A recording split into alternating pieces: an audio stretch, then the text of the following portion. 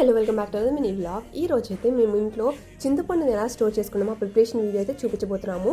So మేమైతే ఎప్పుడు ఇలానే చేసుకుంటాము. అండ్ 1 మంత్ వచ్చే చింతపండు 2 మంత్స్ వరకు ఉంటుంది. అండ్ చాలా ఫ్రెష్గా ఉంటుంది. ఎప్పుడు టేస్ట్ కూడా మారిపోకుండా ఈజీగా స్టోర్ చేసుకోవచ్చు ఇలా అయితే. అండ్ ఏ వంటల్లో అయినా ఈజీగా వాడుకోవచ్చు. పులిహోర కూడా ఇన్స్టెంట్గా చేసుకోవడానికి వాటికి హెల్ప్ అవుతుంది.